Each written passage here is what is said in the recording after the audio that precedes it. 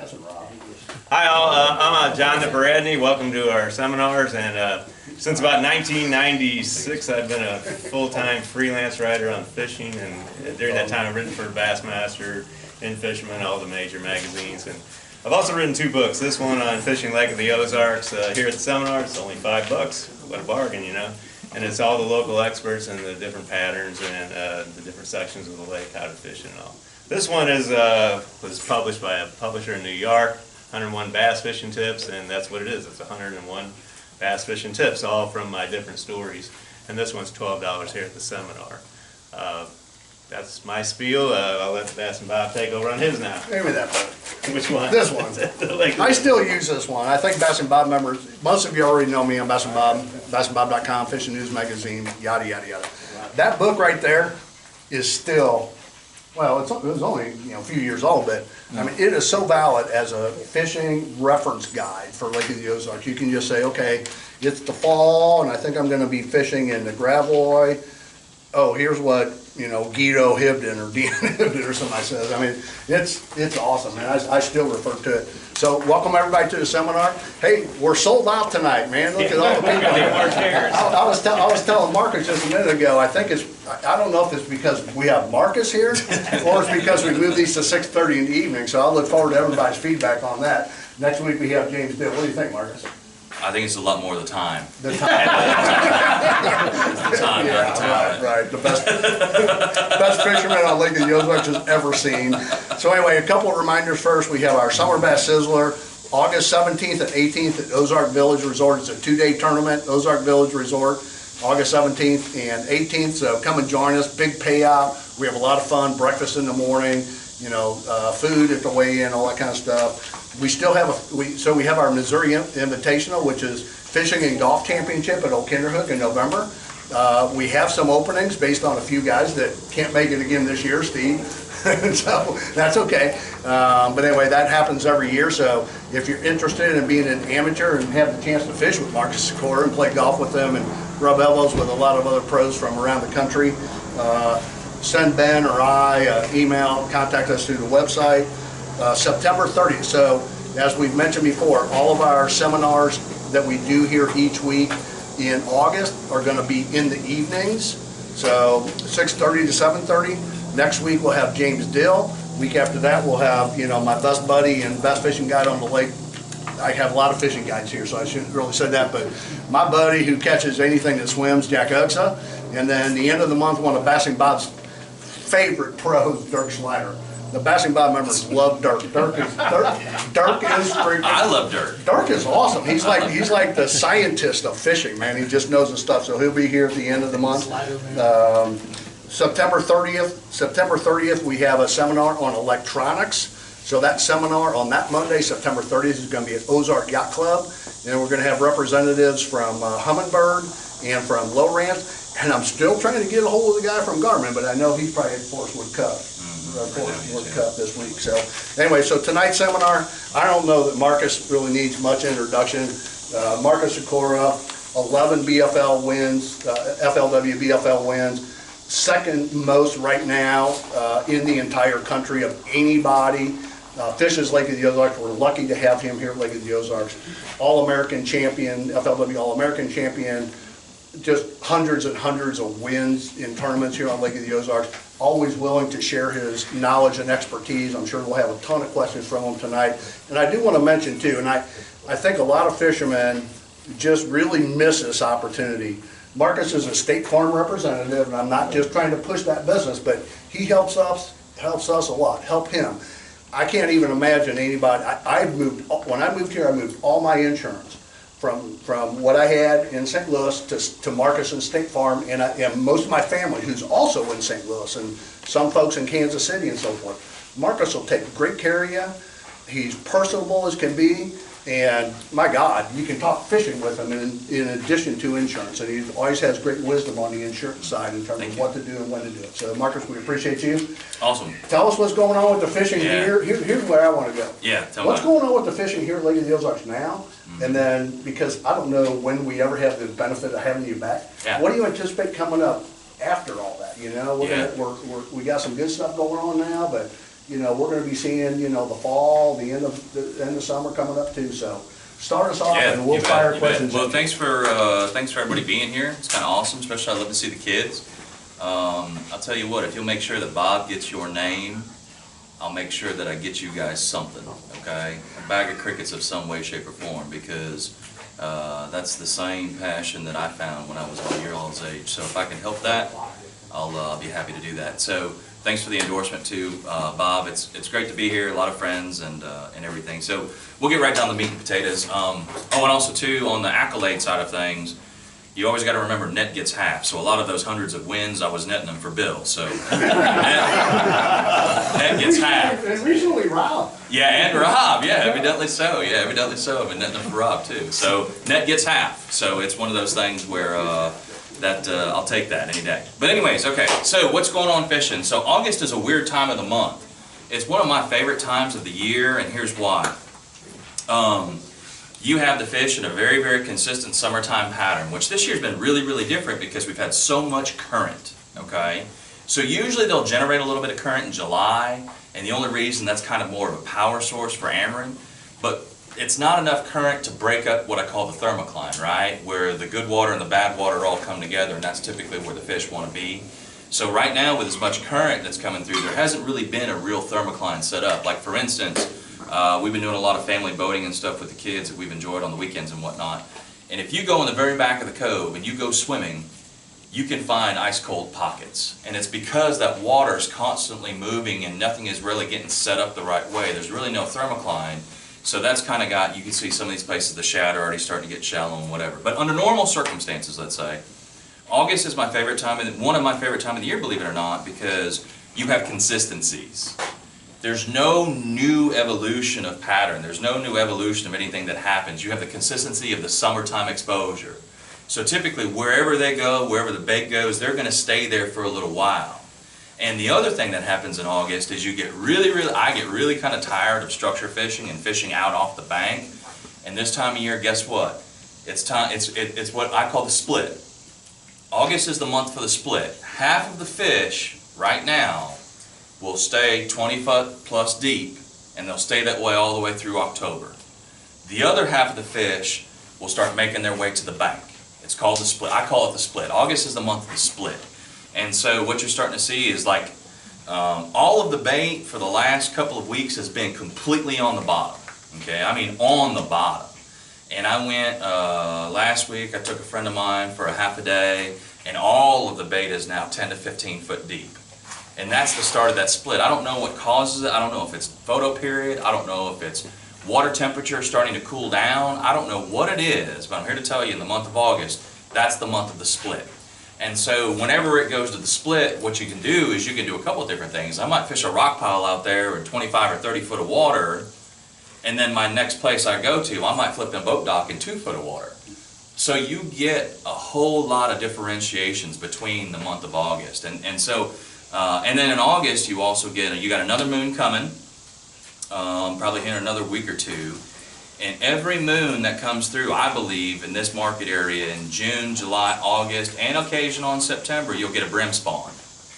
And what happens on the brim spawn is those fish that are resident fish, those fish will be a little bit more targetable, okay?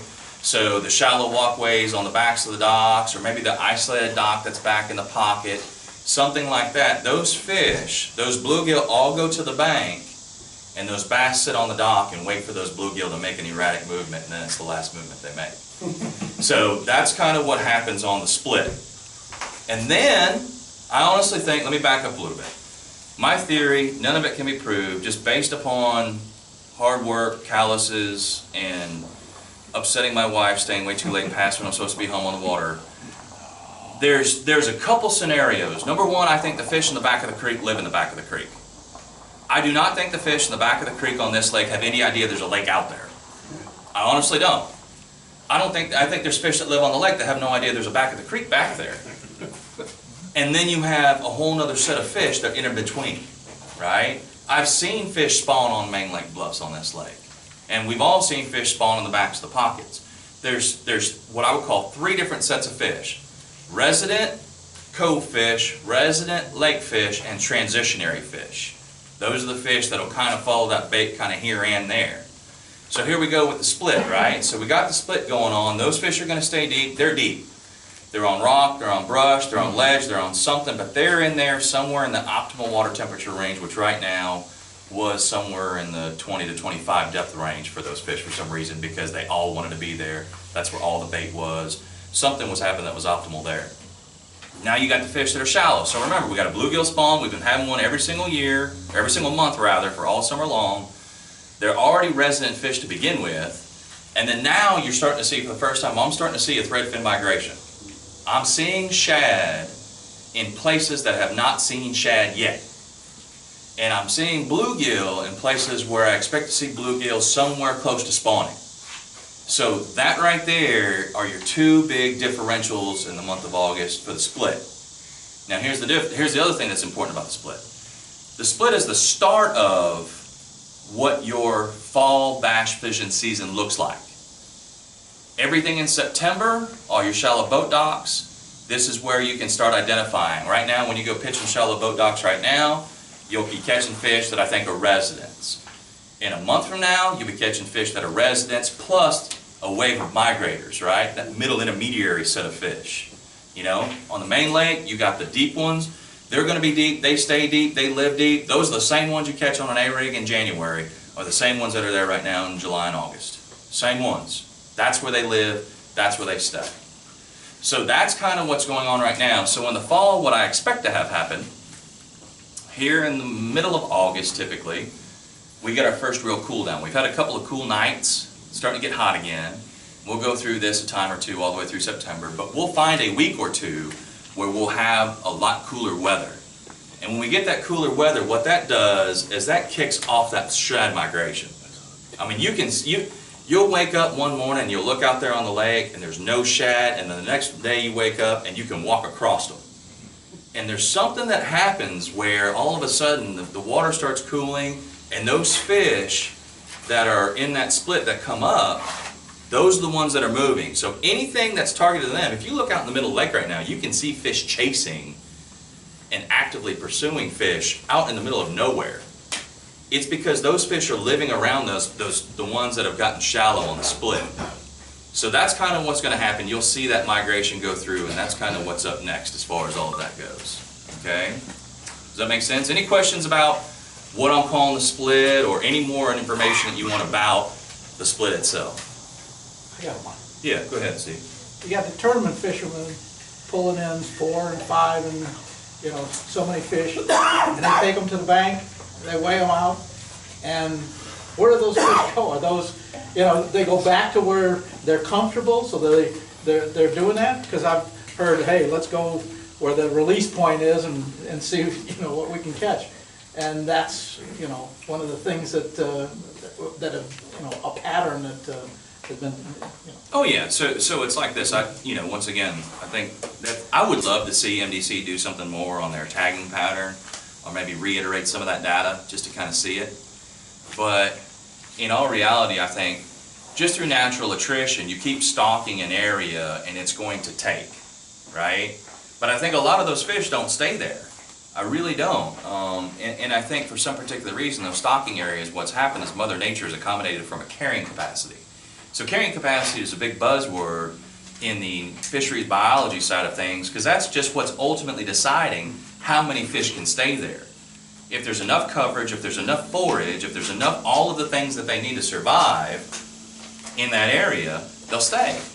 It's like you or me. You're going to continue to go into your house every single day. Unless your house burns down, then you're going to find another house. Well, it's no different, I think, with the bass and the stocking programs. I think the fish that, if I catch a fish at the 80-mile marker and I bring it down to PB2, I think it's probably going to live shallower than most fish, but I think it's going to acclimate just like that. I mean, the fish at the 80-mile marker doesn't live shallow because it wants to live shallow. It lives shallow because that's the highest percentage of feeding, right? There is no food out there in the mud flat and 12 foot of water out there in the main river. All the food's up in the weeds or on the boat docks and shallow on the flats.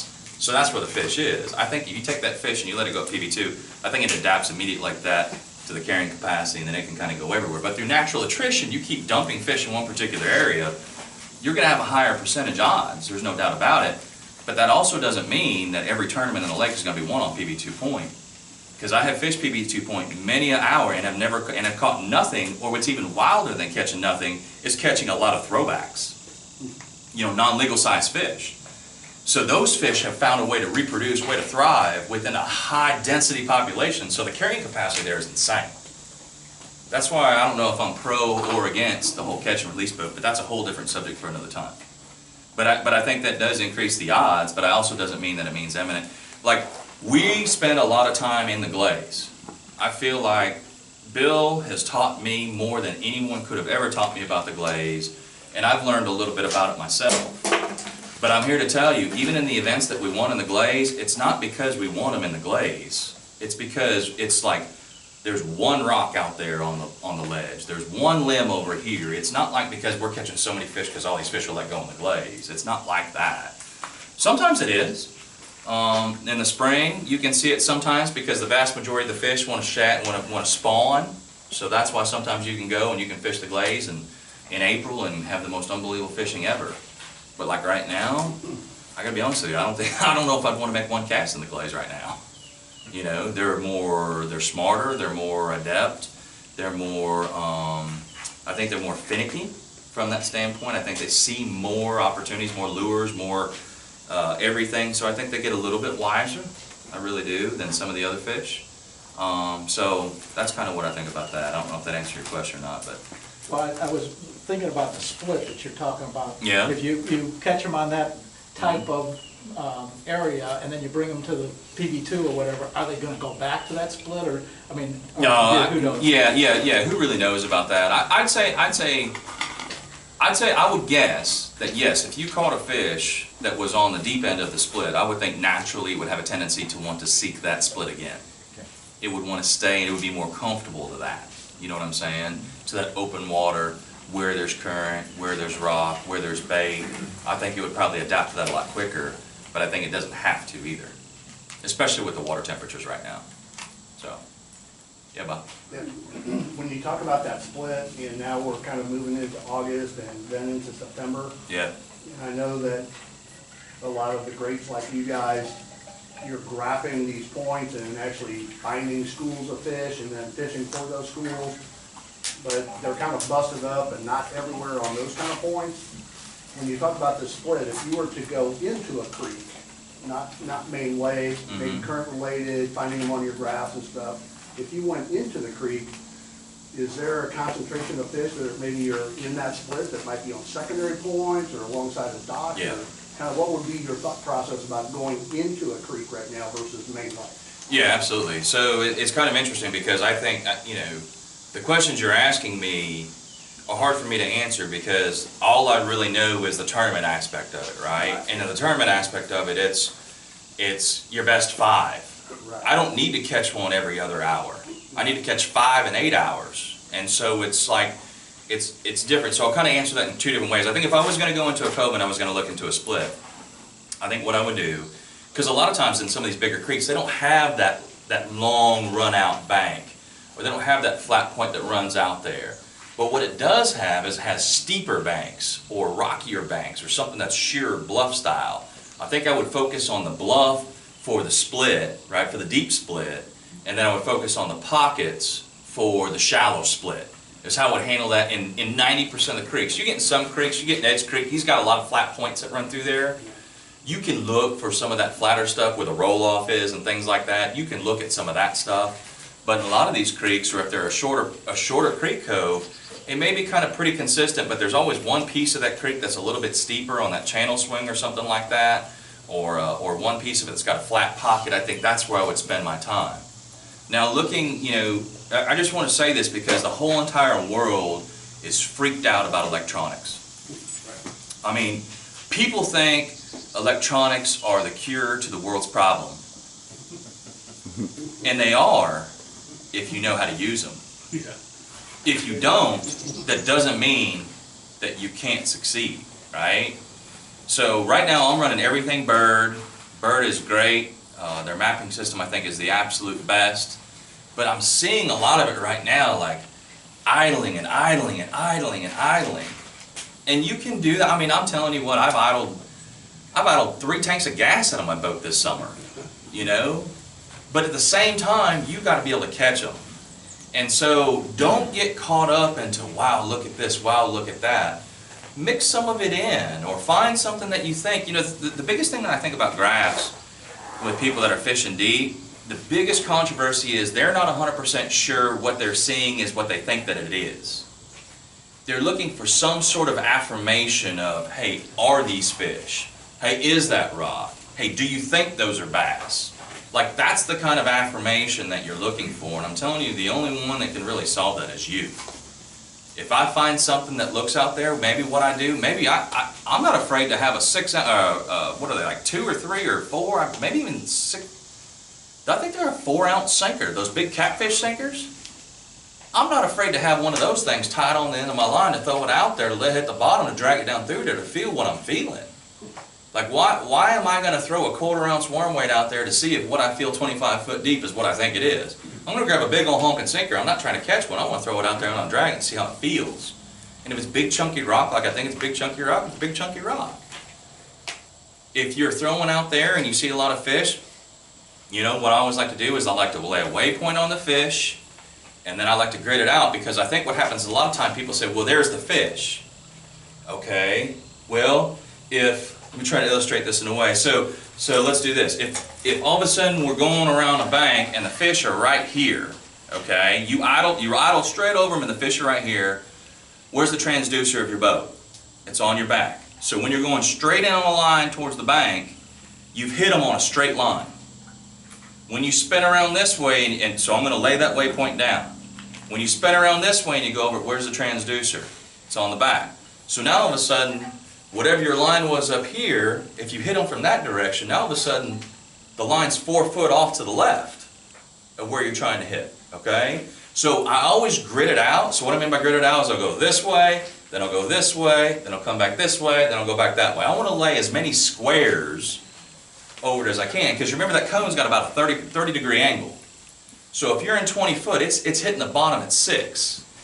Okay, and I don't want to get into too much technicality, but also think about this, that cone's not flat. That cone hits the bottom like this. So if the bottom's flat like that and that cone's hitting it like this, how much of the bottom are you really seeing? Not very much. It might be a 6 foot cone, but you're only seeing some of not even 6 foot of it. Lay that thing out on a grid. Come after it from different angles. I've seen a lot of things that look like fish that weren't fish. I've seen some things that I thought were fish. I went over them and they were the biggest school of fish I've ever found in my life. And always focus on 2 points on the bank. I want a straight line. I want that light pole lined up in that window on that house, and that's where they're at right here. Because the other thing, when they're pulling 50,000 CFS, when you go over them like this and that's the line and you cast it on that line, guess where your bait's going with 50,000 CFS? You got to lead the target. You got to lead the target. I'll never forget one time I took a top 5 in a coast of Kentucky like about 2 years ago. And they were pulling 80,000 CFS out of it. And there was the school, I knew exactly where they was, and they was basically from me to the bob, from me. Like I had spot lock on my old tracks, and I'm literally pitching a drop shot in there. If I pitch the drop shot to the perfect angle, it would drift in on them, and I could hold on them, and I could catch every time I catch one. But if I didn't get it perfectly lined up, it would go around, it'd go around the back side of them, the front side of them, it'd land back of them, and the current would drift it off backwards. When they're pulling 50,000, 60,000 CFS, don't think that your casting line affects your sink rate to where it goes down on the bottom. Because it sure does. Every one of us have had the luxury of fishing a stream. And when you see that water riffle over that rock in that stream and you throw it right at that rock, where's the lure go? It goes behind it. You got to throw that lure ahead of it so it can drift into the rock. If there's 6 fish on the bottom that you're fishing for, how likely are you going to catch them if it lands 2 foot behind their tail? I mean, if they're aggressive, maybe. But if they're not aggressive, probably not. And then you've got to make multiple casts. I mean, they're in the point from the Grand Glade, they're in the point from the mouth of the Niagara to Bagnell Dam that doesn't have a boat on it once every other hour. So then you got to figure out, how am I going to do things differently? How am I going to catch these fish that's different than somebody else that was just on? And so those are the things that you have to conceptualize. You have to really, really understand the conditions and the environment of what you're trying to do. Because if you don't understand that, it's hard to get results. If you don't get results, then you're going to get frustrated. And those are the things that I think of a lot of times from the bass fisher. Now on the tournament bass fisherman side, for all you young guys who want to grow up and fish tournament bass fishing side, none of this stuff matters. Because what matters is you got to get 5 bites in 8 days. And guess what? Some of the best spots I know of to catch 5-pounders consistently, you'll scan it and you won't see anything. So what's that say? That means you got to put your time in on the water. All this electronics, all these graphs, you got to put your time in on the water. You got to learn it. You got to master it. Those are the things that you have to do in order to succeed. You can't just ask somebody for a waypoint and go win. You can't just ask somebody, hey, where should I go catch them? You can't just ask somebody, hey, what should I throw? Because it doesn't matter how good anything is, it changes like that. And if you haven't put the work in to try to figure out what it takes to win, then when it's not going your way, you're not going to know what action to take to try to make the next step to try to win. Like I tell myself all the time, it may be the farthest thing from the truth, but I tell myself all the time, like in a fishing tournament, I was like, if it's tough on me, it's tough on everybody. Somebody else could be sacking them, but I never want to think about that. If it's tough on me, it's tough on everybody. Let's focus on this next cast. Let's focus on the next cast. Okay, what do you think we're missing? What do we need to do? What's the move? So those are some of the things that I think about. But the electronics piece, everybody's like, oh my God, electronics, electronics, electronics. Yeah, I mean, if you know what to do with them, but there's a whole lot more than just electronics. A whole lot more. That's why you see some of the people with electronics, some of the people who know everything about electronics don't win. Because if they know everything about electronics, why don't they catch all the fish that they're seeing or they're finding? It still takes a level of execution in there to understand how to adapt. And not everyone in this group is going to find a school of 100 of them tomorrow. Or 100 of them the next day. Under normal circumstances, after July, you can't find a school of them bigger than 6. So you're going to go out there and you're going to idle around and do all this stuff? I mean, I don't know. I mean, I think, like I said, electronics have a place, but it's just a tool. He or she who puts the best use of all the tools together is the one who typically rises to the top consistently. And that's what you have to look at. So in regards to that, when you say, okay, the split's going on, what am I going to do? If I'm a fisherman today, this all just happened by accident. This all just happened by accident. And I honestly don't think I'm any different than anyone else. I honestly think that I'm just a guy who likes to fish and I have a passion for it. It's just like anything in life, if you're passionate about it, the end result's going to happen. That's just honestly how I feel about it. But I had the luxury of fishing with Bill Davenport. Bill Davenport's one of the best structure fishermen in the world. So what do I mean by structure, guys? I'm talking about the stuff off the bank. The underwater points, the underwater humps, the underwater flats, right? He's taught me everything about that. So if there's one thing that I would recommend trying to learn, it's trying to learn how to catch them off the bank.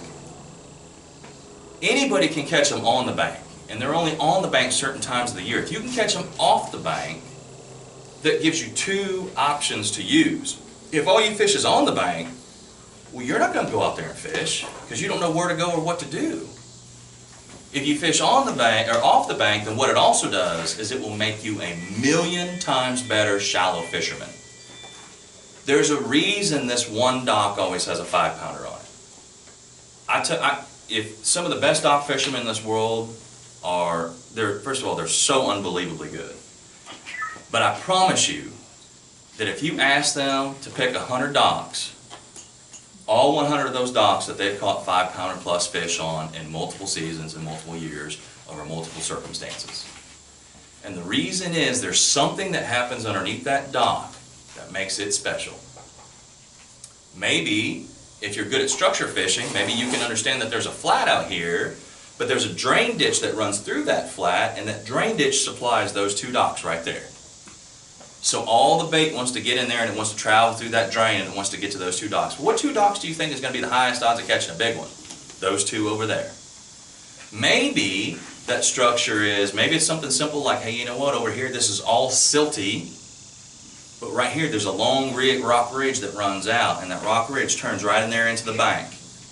And that one dock right there sits on rock. All the other docks sit on silt. Maybe it's that rock right there, but you're not going to know that unless you know what goes on out there. So I honestly think from an overall standpoint, that's actually how I was brought up. When you're fishing shallow, the other thing too, I'm going to tell you, like just trying to learn from the kids' sake or from the new members' sake, when you're fishing shallow, I can understand why you want to fish shallow, because you can see everything. I can see that log, I can see that rock, I can see that boat dock. I get all that. But you know what? What you can't see is you can't see what happens underneath water when you get out there. So once you get out there, then when I look at boat docks, what I see is I see everything that happens out there that leads me up here, and then I see the actual targets themselves. So I get an abundant understanding of the whys. It's not the whats, it's the whys. Because the why there's 5-pounders in 3 foot of water, I can get 35 new stops running around this area of the lake. The why they're in 7 to 10 feet, I can go run a whole lot of 7 to 10 feet water. The why they're in 35 foot of rock, I can go run a whole lot of 35 foot of rock. But if you don't understand the whys, it's hard to execute on the wheres. Wheres, everybody does it. Everybody goes down the bank beating the bank. Everybody does. Because you can see it. I get it, I understand it. But what if you need to realize that the fish are behind you? What availabilities do you have to be able to see what's going on out there? And that's what you need to do, is you need to be able to see what's going on out there, and then fishing shallow is easy. I mean, people talk to me all the time, be like, man, you've only been fishing boat docks for 10 years. How do you do this? How do you put this together? Well, I know what happens a quarter mile out there. So it makes it real easy to pick these 3 docks. If you don't know what happens out there, then every single boat dock's going to be the same, and the only way you're going to get good at dock fishing is just going dock to dock to dock to dock to dock to dock to dock and never know why. You got to know the whys. And there's 60,000 of them. Yeah, there's 60,000. There's shoreline, California shorelines worth. Such good information. Tell us a little bit about the whys. Why do fish live where they do? I think 99% of that question could be answered by, well, it's 3 scenarios, right? It's well, not even 3. It's available cover. It's, you know, temperature, water acidity, pH balance, whatever, and then it's forage. Well, the forage takes care of the water balance, right? There's not going to be a bunch of shad go over there in a bunch of water where it's not healthy for them to live. So really, to be honest with you, I think of the easiest and simplest way for us to find is the forage. It's the shad, is what it is. So when you want to start talking about using electronics, go spend your electronics and figure out where the bait's set up. Where's the bait? I can tell you last week the bait was set up from 10 to 15 foot, I mean thick as thieves. 10 to 15 foot. I can go in the middle of the lake, I can go in the back of the creek, 10 to 15 foot. So what does that tell me? That tells me I want to start thinking of every possible high percentage area of a target that is 10 to 15 foot deep. I want 10 to 15 foot brush piles. I want 10 to 15 foot rock piles. I want docks that are in 10 to 15 foot. That's the whole entire scenario. When I see those shad that are top down in there and they're 15 to 20, I'm going to go 15 to 20. When there's shad all over the top of the surface, I'm going to go and I'm going to find some place that's really shallow, that's got good cover for them so I can fish shallow. So the whys to me, Bob, a lot of times is really about the bait. The bait. I mean, that's really it. Especially when you start talking about numbers and consistencies, it's about the bait. Where is the bait? When I go swim bait fishing, I'm looking at where that bait sets up in the water column. When I go jerk bait fishing, where's the bait? Is it in the very back of the creek? Is it in the very front of the creek? Is it in the middle? Is it the points? Is it on channel swing? Where's the bait? Because if nothing else, I feel like it's given me one particular nugget of information that I can use to give me confidence to make a cast, right? So it may have nothing to do with science whatsoever, but it may have everything to do with what's in between my ears. And if what's in between my ears says, hey, you know what, this is right because of, and I'm going to go find it, man, all I got to do is have 2 or 3 instances where it works, and boom, I'm gone. Just give me a little confidence saying, well, yes, what you're doing is right, and then I'm gone. And the beautiful thing about this place out here that we all get to call Lake of the Ozark, call home, is it's so full of them. It's ridiculous. You can make the wrong decision all day long and catch 20, but you do it with conviction, so it feels like it's the right decision. You know? I'm serious. I mean, I do that all the time. Like, I may be the only one in the whole entire crowd that catches them deep. I'm like, man, they were chewing shallow. Like, God, I never even knew that. I thought I was fishing deep because I was getting some bites. I was getting one every other hour. But that's kind of what I think of. Yes, sir. You're talking structure. Now, what about standing structure? Standing structure?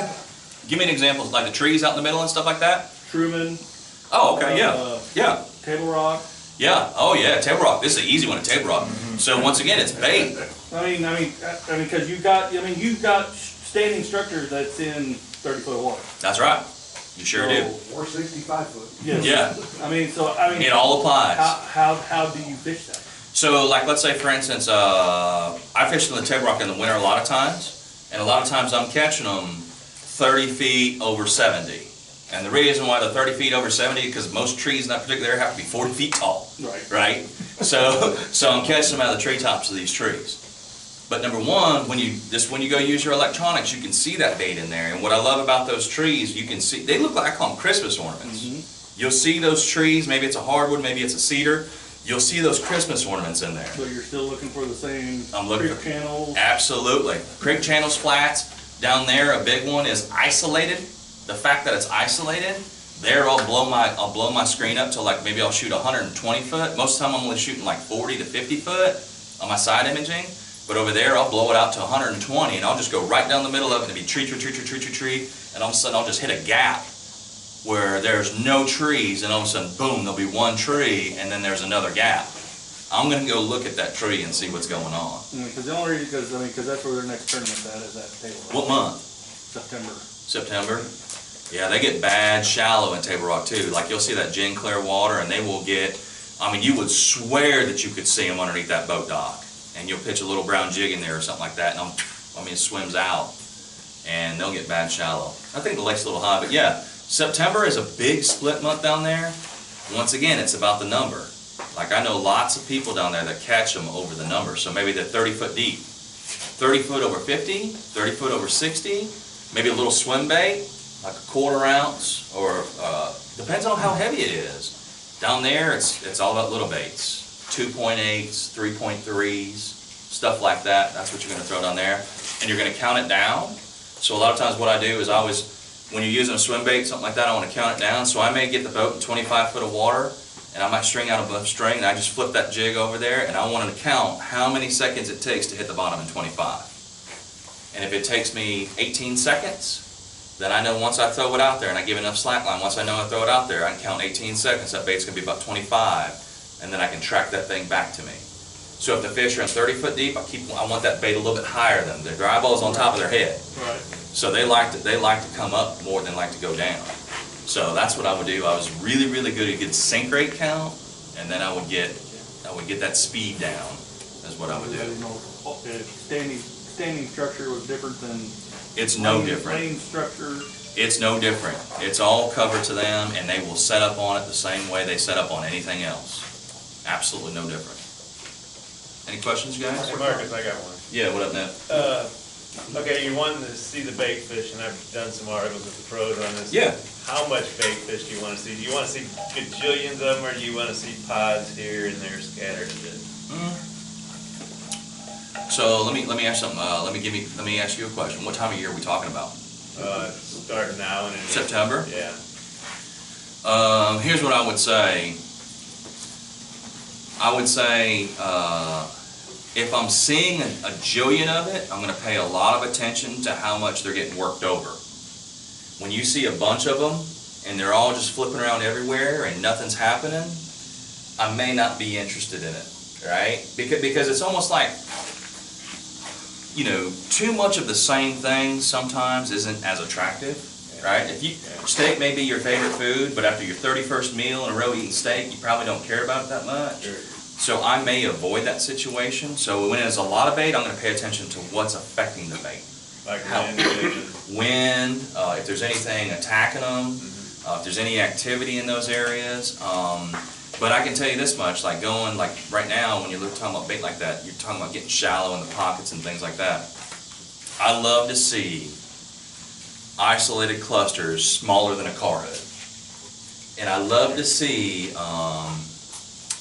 like if I'm flipping boat docks and I look up there and there's like 2 or 3 little rings of them like that, I'm like, yeah, it feels right. I don't know if my mind tells me they used to be a bigger ring, they got busted up, now all of a sudden here they are working on the smaller ring. Look, makes them a little bit more manageable. And I love to see gizzards. Gizzards is what I'm looking for. In every instance, I take a gizzard shad over a threadfin shad. Those great, you know, those, I mean, right now, like the 5-inch ones. a 5-inch gizzard shad is just bass candy. I mean, I don't care if it's November, I don't care if it's January. You find 5-inch gizzard shad, you're gonna find some bass around them. Unless you find a bunch of 5-inch gizzard shad, then that's a whole other story. But it's hard to find a bunch of them unless the shad are spawning. But so I like to see some bait fish. I don't have to see massive amounts. But I also don't want to fish. You know, we're talking about shallow fishing, right? But 99% of the time when I'm shallow fishing, the only thing that's on is my hydro wave. I don't even turn a graph on. I know where I'm going. I know how deep it is because I can stick my rod in there. The only thing I'm wondering when I stick my rod in there is I'm just like, whether it's I'll go like this. Try to get that off of there. Maybe. I'll get it. There we go. Whenever I'm flipping boat docks, I go like this. And if it goes, I keep flipping. If I go like this, it goes, and it goes into the mud like to right here, it's time to keep moving. Like when I'm looking for docks, I want those docks with that rock underneath it. That rock underneath it is the deal. You know, so I don't need a depth finder to tell me. I just, yep, here we go. Or I go, oh, time to go. It's all silted in. I'm not saying you can't catch one off of it, but I'm just saying rock is so much better. Yeah, Bob. Going to the offshore structure, like you're talking about, off the bank, which, you know, you pointed out, will help you really clue into the shallow stuff. So, on Lake of the Ozarks, we have 55,000 boat docks and probably 255,000 brush piles and offshore structure. Yeah, right. What kind of offshore structure are you looking for? About how deep? Is there some sort of, you know, where somebody, for average anglers to maybe start looking? Is it on a point? Is it on main lake, back in a creek, alongside of a dock? Where are you looking for that offshore structure? And then how are you fishing it? So, like from an offshore, well, I'm going to call that most of that brush and all that stuff, let's call it cover, right? So when I'm talking about the cover side of things, let's say if I'm going looking for brush piles, in September, to me, August and September, I'm still looking at 18 to 25 footers. I'm looking at deep stuff, I'm looking at stuff that's pretty big, that's down there. As September goes along, I'm going to get shallower and I'm going to get farther in the back. I'm going to be moving to like 6 to 10 is probably what I'm going to do, or less. So when it comes to brush pile fishing, I keep it real simple. I crank it. I crank it a lot. Typically what I'll do, so once again, I'm looking at where this thing tops out. So if it tops out in 10 foot, I might throw a 15-foot deep crankbait. If it tops out in 20 foot, I might throw a 20, 25-foot deep crankbait. Because I want it to really crash into the tops of that thing and maybe get me a reaction strike or something like that. So I'm going to crank it. My favorite crankbait for cranking is still the 6 Sense Cloud 9 series. They make it real easy because they got a C10 that runs 10 to 12, they got a C15 that runs 15 to 18, they got a C20 that runs 20 to 22, and the 25 runs 25 plus. I actually throw my 25 on big fishing line, so it probably only runs about 22. And then I'm going to throw a worm or I'm going to throw a jig in it. And typically what they will tell you is I'm going to throw a 5/8 ounce Chompers brush jig. I throw a peanut butter and jelly with a root beer green twin tail 90% of the time if I'm throwing a jig. And if I'm going to throw a worm in it, I'm going to throw a cut tail worm, I'm going to throw a straight tail worm, I'm going to throw Zoom Old Monster. This time of year is really, really weird. You know, one of the things that I think of when the bait gets really small and there's a lot of bait in the creeks, I really like to go to like a ribbon tail worm, like an Old Monster. Some reason that tail, I think when that tail turns real tight when it goes down, I think they really kind of key in on that, or maybe like an Ultra Vibe worm where that tail's like kind of fighting it on the way down. I think they really kind of key in on that. But I'm going to keep it real simple. I mean, I throw a peanut butter and jelly or a Davenport green jig, and I throw a black blue worm, and I throw a plum Old Monster. How do you work the brush pile? Marcus, I mean, yeah, so great question. Up to it and feel it, and yeah. Let that bait sit there for a long time. Yeah, so that's a really, really good question. So that's another one of those deals, like you really, really have to pay attention, right, to what they want. Because sometimes what will happen, I see it a lot of times at the lake level, all of a sudden come on a little rise all of a sudden. Then what they'll do, they'll kind of get out of it and they'll get off to the sides. I can't tell you how many times I've been in like a pro-am event and I'll throw it out there on the line and my co-angler throws it 20 foot to the left and his hits the bottom and I see his line jump. And I'm like, why is that fish over there? You know, and then on the next stop I'll do it, and then the next stop I'll do it. He's got me down 4-0. Well, don't you think the next stop, I'm gonna throw a little left to that brush pile, and I'm gonna work around it instead of worrying about throwing right in the middle of it. So a lot of times you'll see that when the lake level gets on a rise, it just scatters them out for some reason. I don't know the science behind it. But in all reality, the vast majority of the time, my first cast is going right in the middle of it.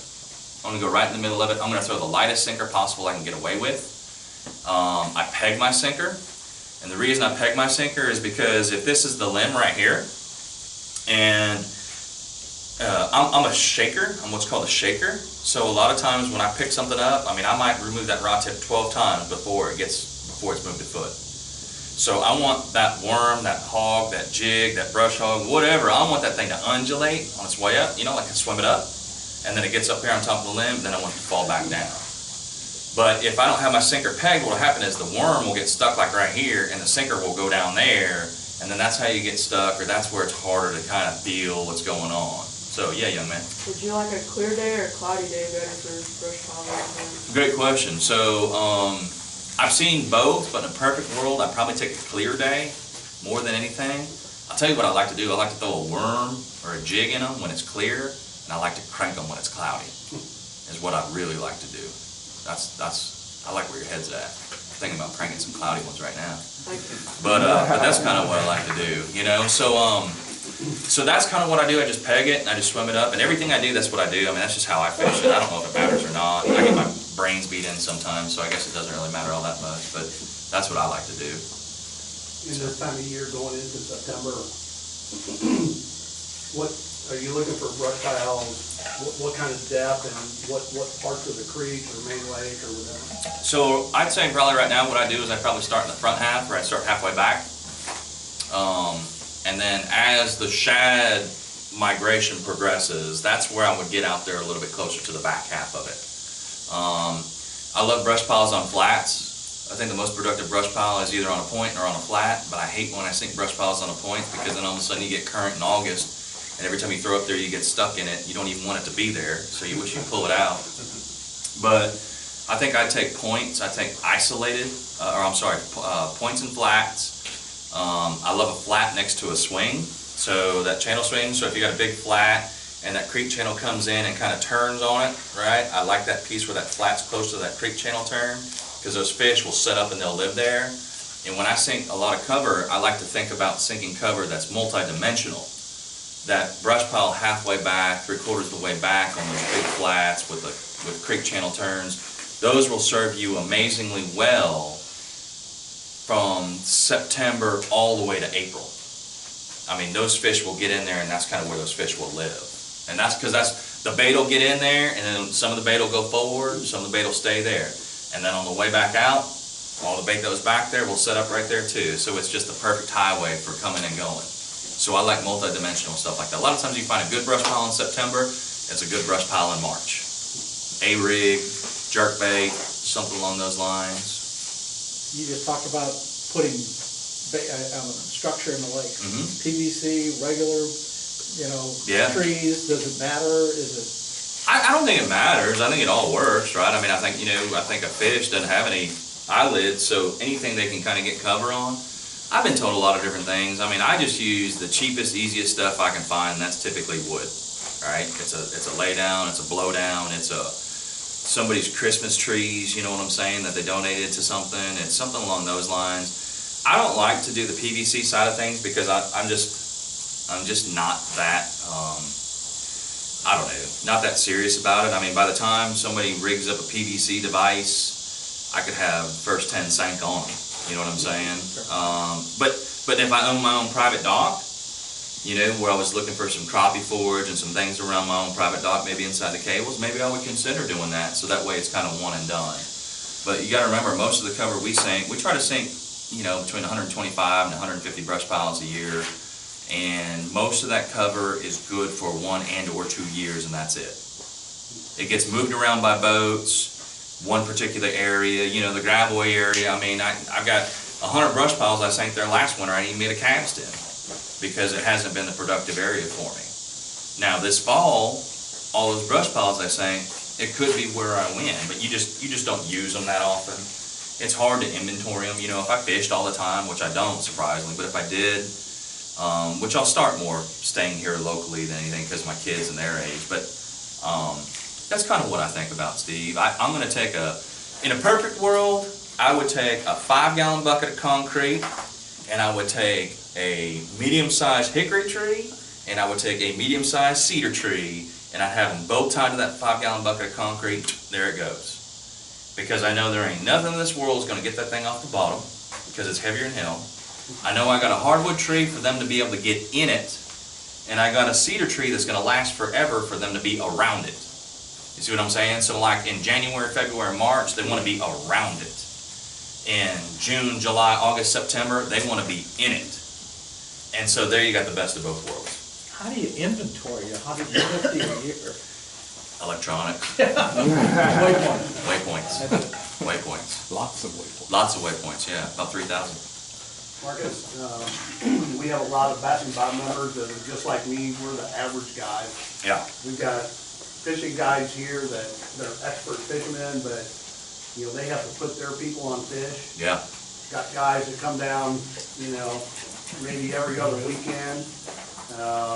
From now, you know, you're expert at going out and catching 20 to 25 pounds. You're looking for those 5 bites in 8 hours, and you do it, and you've explained that very well tonight. For somebody that just wants to come down and get bit, you know, catch 15 or 20 fish, you know, that type of thing this time of year going into September, what are some recommendations you would have? I think, I know you don't do that very often, but. well, it's kind of interesting. I love doing it, you know, or like, you know, Mason loves to fish, and I love to see him catch fish, so I'm a bite guy too. I mean, everybody likes to see the bobber go under, right? So I'm a bite guy. You know, I think probably overall from the bite side of things, I mean, it's what we've been winning off of. I mean, it's some old just generic straight tail worm, you know, Zoom Magnum trick worm with a dang shaky head.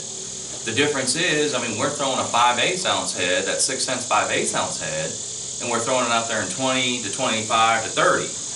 I don't think that's where you're going to get most of your bites, because most of the people that come down here and fish, they're not, unless they throw off the other side of the boat, there's no way in hell they'd even land in 25, right? So I think of 1/4 ounce, I think of 5/16 ounce shaky heads, 3/8 ounce shaky heads, I think of Senkos, I think of Mac trick worms, I think of something straight tail, do nothing subtle, and I think of just dragging it on the bottom. And what I love about dragging on the bottom, that's the whole key to everything, is it gives you and your brain feedback of what's there.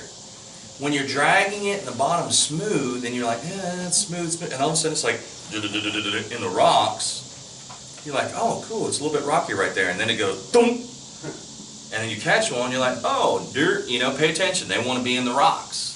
So when you're dragging it through that smooth stuff, you can just kind of work it pretty quick through there. Why am I going to fish it slow through the smooth stuff? I might fish it pretty quick through the smooth stuff, and then I get to the little bit bumpier stuff, and then I'm going to fish it really slow. So just, you're looking for that feedback. Maybe it's chunk rock, maybe all of a sudden you're dragging it, and all of a sudden it wants to come off the bottom, right? So here's a limb.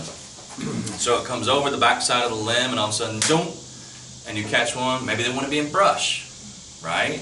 And so that's kind of some of the things that I think of. I think of less is more. I think fishermen really want to overdo it. I think I'd have 2 colors. I'd have green pumpkin and I'd have black blue flake. It's the only 2 colors I'd have. Maybe plum, right? Maybe 3. Those 3 is probably going to be the 3 that I've caught more fish on than anything. I'm going to have some 15-pound fluorocarbon at least. 17, something like that, if you can get away with it. Most everything I throw is 20. And then I'm just going to have some good equipment, right? Because if you're fighting your equipment, and like, so let's talk about this. I brought it with a crankbait, but it's the same thing I see with fishing on the bottom all the time. You gotta have the right rod. I see, if there's one thing that I think of, most people make a mistake, they get in the boat that I don't know who they are. There's no such thing as a bad rod. There is such thing as a bad rod application, okay? And so what I see a lot of people have is, I see people have, a lot of times they'll have kind of like a medium or medium heavy rod because they're trying to get 2, 3, or 4 purposes out of one rod. I like to throw a spinnerbait on it, I like to throw top water on it, and I get all that. But if you're going to excel fishing on the bottom, I don't care if it's 2 feet deep or I don't care if it's 25 feet deep. it's gotta have way more tip. It's gotta be a fast action rod, okay? Now, mind you, this is my crankbait, okay? This is my cranking rod, and I'll talk to you a little bit about this real quickly, but my cranking rod, let's talk about why I have such a thick, fast application cranking rod. So this is what's called a Lew's Magnum Ledge Series rod number 3, okay? This thing is stout. There is virtually very little flex in this rod. I mean, that's about all the tip you're gonna get, okay? It's a long rod, and what happens is when you're throwing these crankbaits, and I throw it on a 521 reel, but what happens when you throw these crankbaits, this rod's 7'11" and a half is what it says, 8-foot rod. What's happened when you throw these crankbaits, so when I take this crankbait right here, this is a big ass crankbait. It's got big hooks on it, okay? If I'm throwing this crankbait and it's on the bottom, and this line coming back to my rod, if my rod is spongy up here where I'm holding in my hand, if my rod is spongy up here, it's going to be really, really hard for me to determine what this thing is doing. I know it's on the bottom, I'm feeling it hit a rock or two or something like that, but it's hard for me to get. I want to know every wiggle of this bait. And I want to know if between this wiggle and this wiggle, if something bites it. I want to know between this wiggle and this wiggle, if I'm coming up on a limb. I want to know between this wiggle or this wiggle, exactly what kind of rock is on the bottom. If I'm throwing a rod that's real soft up here, it's almost fighting me. It's like I've got a fish on almost. This rod tip is really flexing and giving. And so it's hard for me to understand exactly what's going on the bottom. So here's my brush pile, and here's my line coming up over my brush pile. I'm not going to know what's coming into my brush pile until it hits it right there. Because I haven't had the feedback. I'm not feeling this line over the limb. I'm not feeling everything that's going on. So what happens is, here's my brush pile, and it goes, boom, stuck. There's no way I can get that out. Where had I had known that my lure was getting ready to climb, my line's coming over a limb, had I had known what you get with a fast tip rod, not a slow tip rod, had I had known, all of a sudden I can reel this thing and I can stop it, let it float up. And I can reel it, and I can stop it. And I can reel it, and I can stop it. And I can reel it, and then I catch one on the other side of it. But I would never know that, because if I'm throwing a really, really soft cranking rod, I would never have any idea what the feedback of the lure is. So, what the hell does that have to do with a jig and a worm? The exact same thing. If I go to pick up my worm, and I move it 3 or 4 times off the bottom, I want to know that that worm's moved 3 or 4 times. If I pick up my jig and it's coming over a little limb, I want to know exactly when it gets to the top of that limb, because I may hold it on top of that limb for a minute before I dump it off of it. I want to know everything. If I move that worm an inch, my rod tip an inch, I want that worm to move an inch. If I move it a foot, I want that lure to move a foot. And if I've got all of this flex up here, if I move my rod tip a foot and my rod tip goes brrr, maybe I only move it 6 inches. The key is, what happens when that fish bites it? If every time I pick up my lure, if my rod tip is soft, am I feeling the lure kind of in some resistance? Or does a fish have it? When your rod tip is fast, I know exactly, because if I move that thing a 1/4 inch and it doesn't want to move, I'm crossing its eyes. Just like that. But if that's what I see more than anything. I see people throw a lot of medium heavies that aren't really, they're way more medium than heavies. And you know why? Because the rod builders, the more they can get this parabolic bend here in the middle, they call it a parabolic bend, like a perfect arch, the less apt the rod is to break. I love that parabolic bend when you're fighting a fish, because if I can get that rod tip to point down the line, there's less chance that fish is going to throw the hook. But you know what I hate about it? I hate the feel of them. Because they're Gumby. They're softer up here. And they're not as sensitive. So when you're thinking about using these rods and things like that, you really, really got to think, is this the right tool for what I'm trying to do? When you go to the dentist office and they lay out the tray of cleaning utensils, they just don't have one utensil there. They have 20 utensils. This one's to get into the teeth, this one's to get into the molars, this one's to get into the tight spots, this one's to work the gum line. Same thing with rods. I'll have a jig rod I'll have a dock pitching rod. I'll have a jig rod that's 5 to 10 foot. I'll have a jig rod that's 10 to 20 foot, and I'll have a 20+ foot deep jig rod. Because the bend in them is so unbelievably different. And those fish are so strong, you get a bite and you set the hook. If that fish is clamped down on that thing, and you think about this, if that fish is clamped down on that thing, just do yourself a favor. Just like take your line and tie it to the trailer hitch of your truck and then jerk it. Everything happens up here, right? It's like, wow, how much pressure do you think's really on that trailer hitch? Not that much. I'll hold the line and let you jerk it. It's not that hard. So, if you have a soft tip rod, where's that energy going? It's going in the rod. So all of a sudden, if that fish is 20 foot deep, or it's in the middle of the brush pile with your lure, and you set the hook, what's taking all the energy of the line? The rod, and also the brush pile, because it's a vertical line down through there. That's too much into physics. But the moral of the story is this. You gotta have the right amount of rod to set the hook. How many times have you set the hook on one and be like, oh, there he is, there he is, there he is, and then he comes and he jumps, and your lure goes, phew, as soon as he opens his mouth. You know why? It's not because it threw the hook. It's because the hook was never in it. Because if the hook's in it, it's not going to throw it. Now, I'm not saying it can't throw it, but it ain't going to throw it immediately like that. Second jump, third jump, maybe. It's got a hole in it, it's torn, whatever. But as soon as that thing comes up over his mouth, when your worm hook goes that way, that's what it is. You haven't penetrated the fish, because they got, like, smallmouth are even crazier. But, I mean, they got insane clamp capabilities on those things. So those are the things that you have to think of. So that's my rod bridge. We're about an hour in, so I want to kind of wrap up a little bit. I have one last question, but I'm going to let everybody, please, if you have questions for Marcus, now's the time. $250 rod versus a $100 rod I mean, I hear all these guys saying they've got to have, you know, G Loomis, and they got to have this to feel the fish and to feel the structure and so on. Yeah. Well, is there a difference between a $20,000 truck and a $60,000 truck? Sure. Everything in life, I agree to some extent, is you get what you pay for. In most 99% of circumstances. Now, do I think that there's $400 rods that are no better than $200 rods? Absolutely. But I think that sweet spot is kind of like that 100, there's some really good $100 rods, but I'd say probably the rods I'm using are ranging kind of like $199 to $299, somewhere in there. When you get a higher expense rod, like these Luge Ledge series, these are awesome rods, and they're not expensive per se, but you get warranties, you get quality, you get all the different things. Because I see fishermen all the time, and I understand budget, it has to be respected, and I get that, trust me, I come from absolutely nothing, I understand. But at the same time, why are you going to spend so much time, so much energy, so much everything you're going to do for the passion you have, and then you're going to cut corners on the 2 or 3 things that connect you to the fish? You know what I'm saying?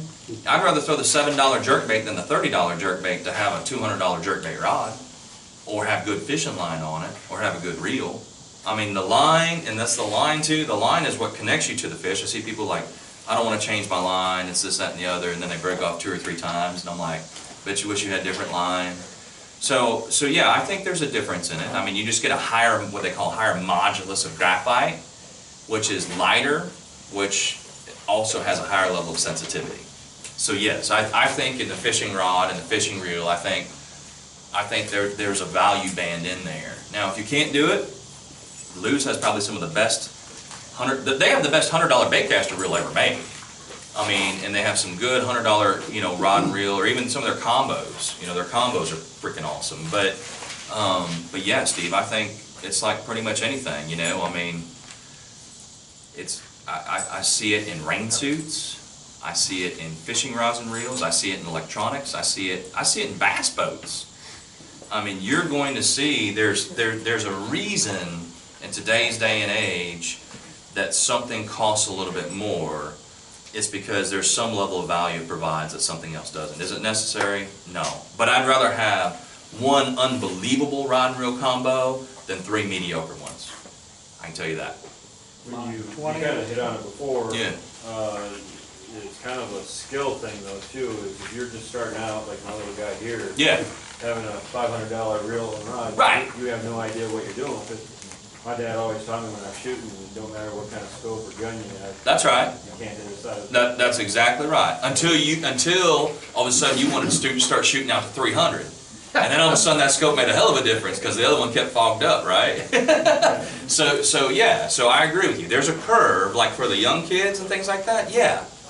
Give them the beaters. Let them find out what's going on. But Learn what a bad one is before you give them a good one. What, I can understand like you that. said with loose combos, you can buy some loose combos at like $100, and they're excellent. good. They're And excellent. they got warranties and things like that, so if he breaks them or whatever, some things. I'm more apt to break something than he is. He knows more about it than I do, but Yeah. he's got good stuff. I'm just saying that, you gotta learn how to use the good stuff too. Oh, yeah. The right application. Yeah, no, I agree. But that's what I would say. I'd say there's what I would call tiers of value, right?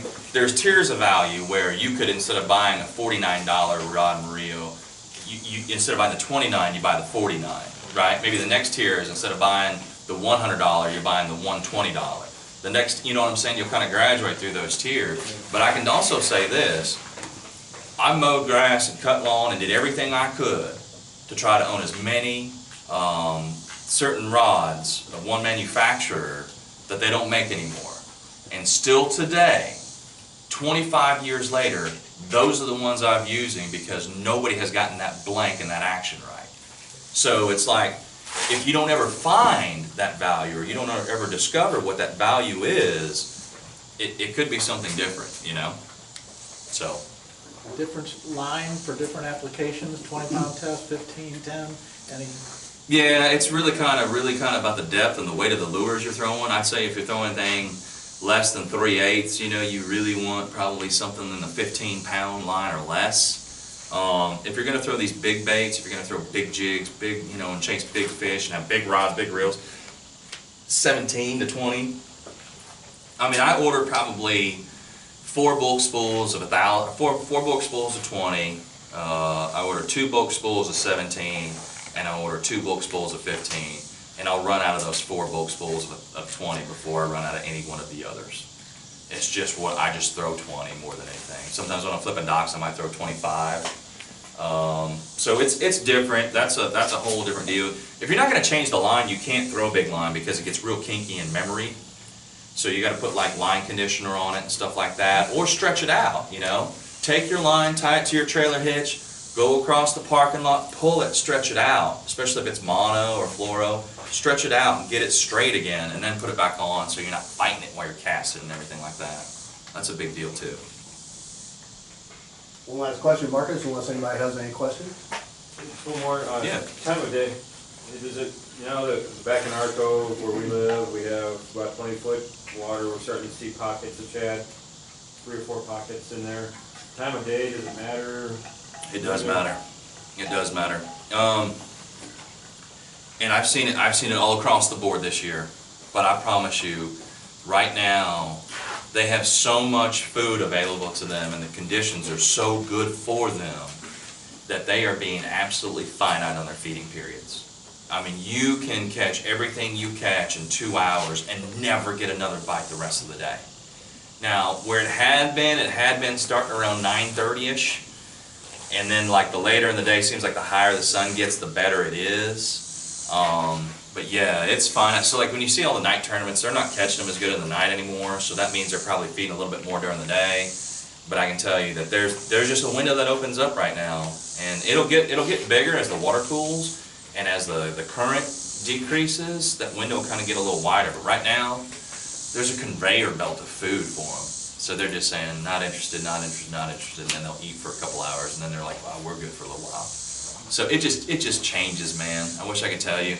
Typically, full moon, they'll bite first thing, like the first 30 minutes of daylight, then they'll slow down, then they'll kick back up around 11:30. Kind of like the higher the moon, the later in the morning they kind of get it. It seems like to me. So, your question. Before I ask you the final question, Marcus, Yeah. I want to make sure that everybody knows that next week here, 6:30, we're going to have James Dill and our good friend over here, Jerry.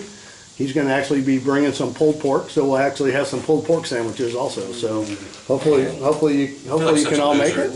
Sorry, guys. Appreciate these Bass and Bob members. Anyway, Marcus, one final question for Yeah. you is you're one of the best fishermen in the United States. You're definitely considered the best fisherman on the Lake of the Ozarks. Have been for many, many, many years. I know you're humble as can be, but Yeah. what do you attribute your success to? Well, thank you for the compliments, and really, yeah, I'm very humble about that. I mean, that's a very arbitrary thing. I think about number one, I think about, like you kids, I think about my mother getting me involved at a very young age, and the riverbank is where we went. So there has to be some sort of passion, some sort of light bulb, some sort of this is what I love to do. Then I think it goes into a mentoring phase. You know, I had Bill Davenport, John Drury, and some people like that who we didn't have the availability to go and fish lakes, right? All we had was riverbanks. And the people who first took me and put me in a bass boat and said, hey, this is how you do it, and this, that, and the other. So I think there has to be some level of mentoring that's afforded you. Right, wrong, or indifferent. If you look at all of the successful people in the fishing world, and then whatever your definition of success is, it's up to you, but if you will talk to all of them, it's somebody or a group of somebodies that got them started, that really gave them the aha moment, right? And that's what I'm telling you guys, young kids over here. The aha moment to me was whenever I was fishing deep, and that first bite that I recognized, and I'll never forget, it was a spongy bite. It wasn't even a bite, but it felt so unbelievably weird. I didn't know what it was. I never felt it before. And so then I knew that was my first bite, and I caught it, and it was like a 6-pounder. And then next thing I knew, I threw back out there, and I picked it up, and it was spongy again. I was like, oh my God, it's another one. So it's like that aha moment, right? But that comes from mentoring. And then I think it's like anything in life. I just think it's you know, it's not about the skill, it's about the will. And I don't care. I'm about as nice a guy as you'll ever meet, but I promise you deep down inside me, I don't care if first place is an empty beer can. I want it. And I want it bad. Are you competitive? And I will work my tail off to get it. And it's the same thing I try to instill in my kids every day, right? It's not the end result, it's the method and the attitude and the drive that gets you there. And sinking brush piles and learning electronics and talking with people and creating networks from outside the country. We all share it. It's really amazing, the Bass and Bob format, Bob. I've told you this a million times. I mean, what Bass and Bob has done for us in this particular platform is so unbelievably unique. You won't find it anywhere. You go hang out at the pavilion down in Florence, Alabama, and ain't nobody telling you jack squat. Well, we appreciate you and many of our other. Well, but that's true. This is kind of like that giving back, kind of like that personal, maybe I can mentor somebody through this channel, right, or something like that. So I think really more than anything, I think it's just the availability to do what it takes, right? The harder you work, the luckier you get. And then what's interesting about that is it fuels an even bigger fire than you thought that you even knew. Like I think about some of the most unbelievable victories, and they're victories where I had no idea I was going to win. And then I drive around the corner on a lake that I've never been or never seen, and something catches my eye, and you drive straight to it, and then you catch a big one. And then you drive around the corner someplace you've never seen, and something catches your eye, and you put the trolling motor down, you make one cast, and you're like, no, this isn't right. And you pick it up, and then you head around the next corner, and then you see something else you see, and you make one cast, and you catch a big one, and then you win. Like, why does that happen? How does that happen? It's all about all of the skill sets, all of the failures, all of the successes that you've ever had get bottled up inside you, and it becomes an emotional state. Like, people ask me all the time, you know, will you teach me how to fish? I can't teach you how to fish. You have to feel how to fish. And I'm a feeler. If it doesn't feel right, the trolling motor comes up and I move, or if it feels great, I'm going to figure it out because I know something's good about to happen.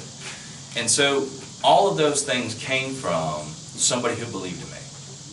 All of those things came from somebody, somehow, something that happened that gave me a positive response, right? And that's what the beautiful thing about fishing is. You're constantly fishing for something you can't see. That's the most unbelievable thing ever. I mean, think about that. I can stand on a tee box on a par 4, and I know in 4 hits, I'm supposed to hit that ball in that cup. Now, it usually takes me a lot more than 4, but I know in 4 I'm supposed to. When you take off in the morning, you're supposed to catch 23 and a half, 24 and a half, 25 and a half pounds in 5. Where's the first one come from? You got a couple good ideas, but if that doesn't work out, now what? And so that's the beauty about this sport. It's something that you can do when you get older. It's something that you can do that's not hard on your body or taxing on your body. And that's something you can do with camaraderie. Man, I had the best day. Tell me about it.